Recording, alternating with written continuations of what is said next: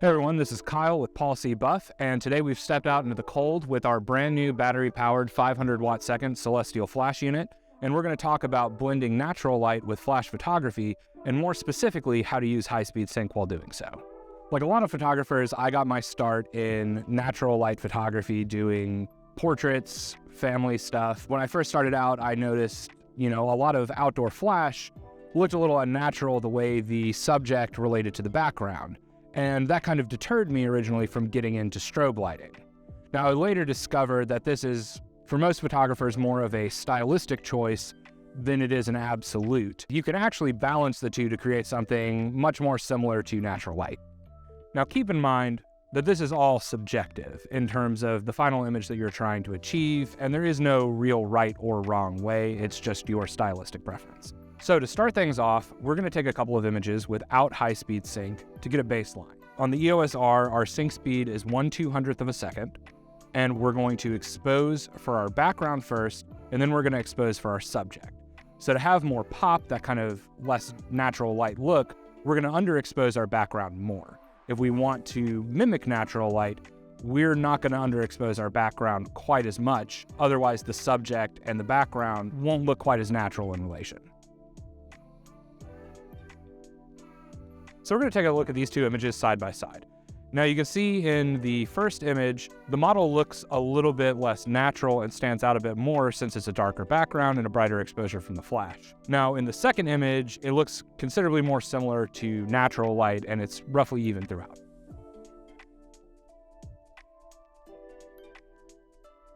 So now we're going to switch over to high-speed sync. It's going to let us open up our aperture considerably more because now we can exceed our sync speed. So we're no longer locked in at 1/200th of a second. We can now go as fast as 1/8000th of a second. And with a lens like the 85 1.2, we'll really be able to make the most out of that wide aperture.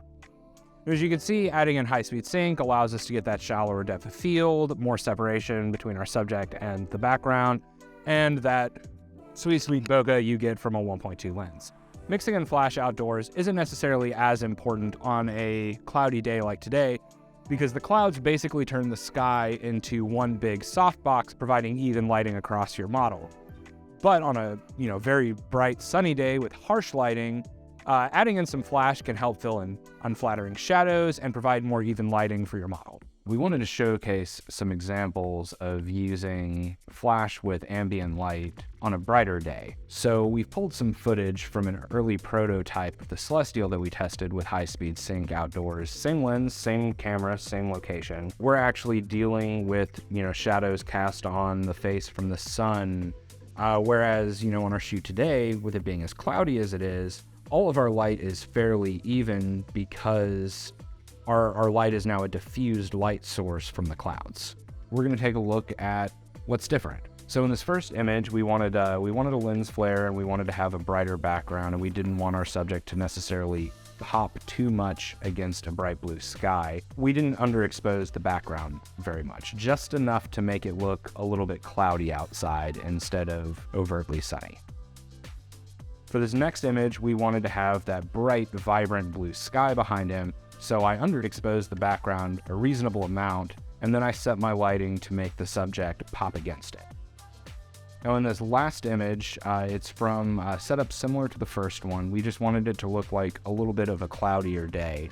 So underexposed the background just a little bit, but as you can see from all of the whites and highlights, I set my camera pretty close to what I would for a natural light exposure. It just left me with a darker model, so I brought in my light and I illuminated him to be about as bright as I'd like him to be. Thank you guys so much for watching.